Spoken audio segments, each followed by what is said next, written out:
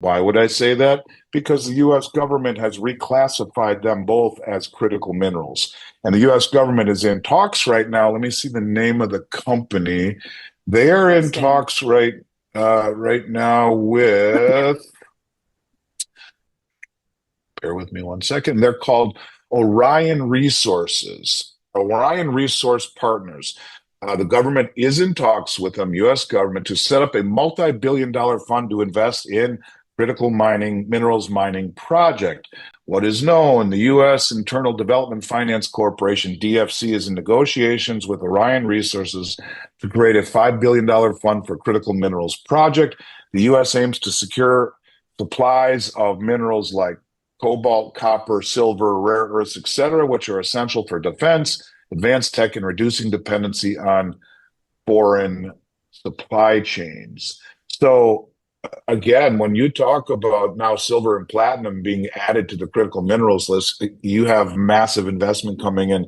And at some point, you're going to see the industrials like Tesla battle the investors like hedge funds and now the US government to get supply, and they're going to be fighting to get supply in what is a diminishing product. Silver is diminishing in nature. That's why it went from But 16 to how 1 long? for 5,000 years to now 7 to 1.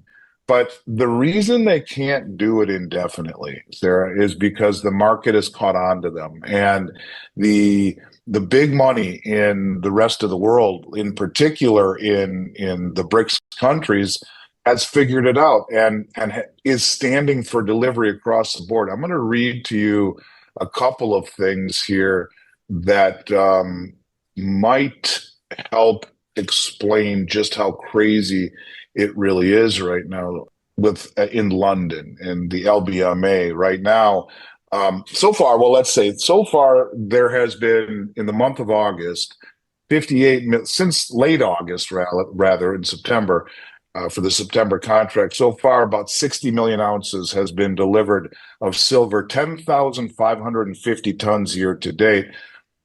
In London, where it is known as the global delivery mechanism, they have they're trading minimum of 600 million ounces of silver per day. They have standing contracts of about 2 million ounces in paper claims, yet they only have an available float, as they call it, the bars that are available backing these claims of 140 million ounces. In other words, there's virtually no free silver left to meet demand in London. And so That's what why we they are had to seeing, reclassify it as precious yes, mineral as because they need critical. it. Yeah, or And it's critical up mineral. 43% this year. But here's a couple other things that are crazy that signal how close this is to breaking free. And this was an article that I read in Bloomberg, and they're confirming that the London 1 year implied silver lease rate is between 5 and 6.4%. Now, the lease rate would be if you want to short something, you have to lease or borrow the silver, or in a stock, you borrow the stock and you naked short it. Stock you don't own, you borrow it at a lease rate. Now, normally, or if you have to cover and you don't have the metal, you can lease it and borrow it, cover it, and then pay them back. But the point of it is that um, over the past 2 decades that I've been 3 decades I've been doing this, 1 month, 3 month, 6 month, and year lease rates on silver are typically well under 1%, a half of 1% or better. And even in really crazy times, it barely gets above 1% and usually only briefly. Right now, they're as high as 6.4%. And this indicates massive tightness in available supplies. It means that the holders of silver are demanding unusually high compensation to part with their metal, even temporarily. And to your point, how long can they do it? These paper claims are crumbling. And the big industrials, the sovereign funds, the retail investors are all scrambling for more silver. And when you add it to the strategic minerals list, that means, and add it to the deliverable silver in London vanishing. If investor needs and industrial demands collide, which I believe they will, and you put a floor underneath it because the US government is buying it, you're talking massive, massive, massive, massive upside potential. Now, one last thing I'd like to say about technical analysis. We are at the tip of a 45-year cup and handle pattern. It's you got the cup, the dip to the handle, and then, so anyways, this 45-year cup and handle pattern, it's the most powerful technical setup you can find in markets. And in particular on such a long, long time frame, and it carries huge implications. It basically says that 45 years of suppressed energy is about to be released, coiled like a spring. And here's how it works.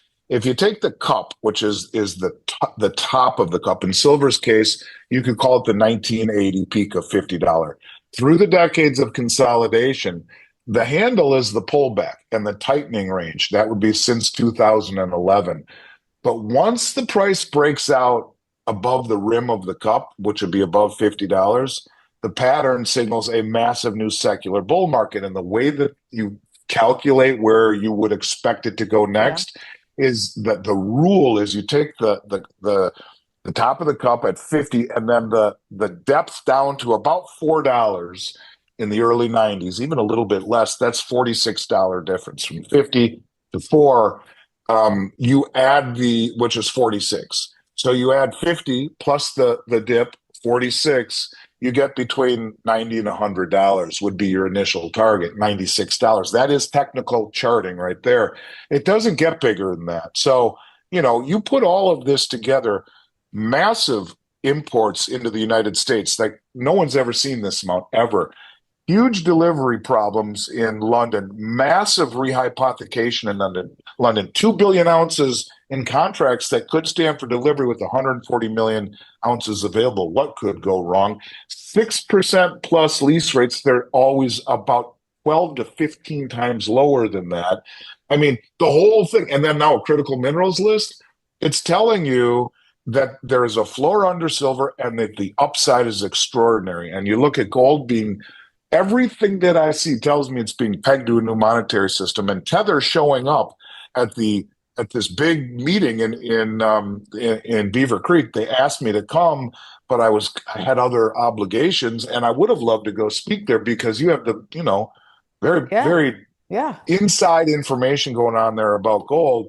But when Tether is there going directly to the miners to talk to them, it supports everything that I am thinking, that they want a weak dollar. And if you have a weak dollar, you have Tether buying interest rates or buying treasuries, which lowers interest rates, right?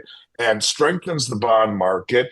And then they put the proceeds into gold and Bitcoin. It lowers the dollar, but it pushes those two things up, which they want a strategic Bitcoin reserve. They've told us that 100 times. And they want gold backing the back of the treasury, 10, the 30, and the 10, 20, 30, and ultimately a 50-year treasury, all redeemable in gold.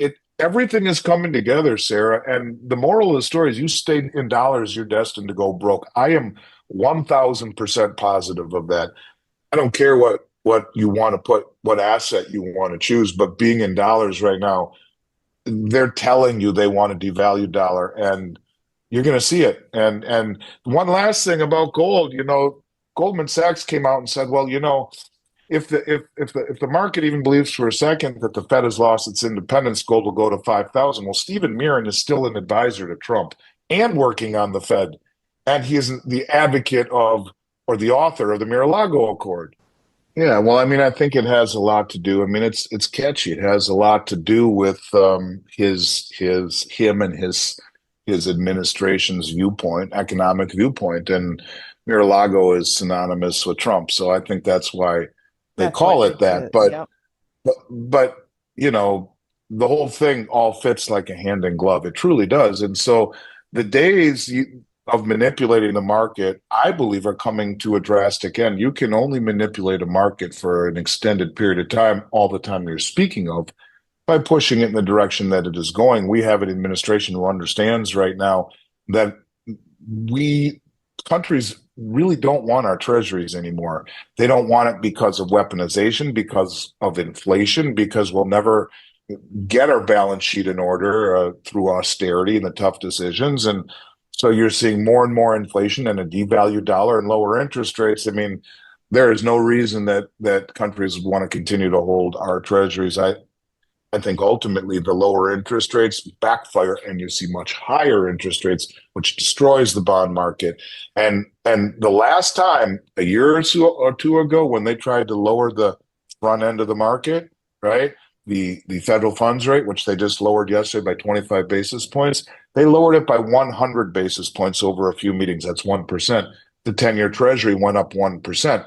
You're seeing that in the UK right now, 7 rate cuts, and their 30-year treasuries at the highest level maybe ever.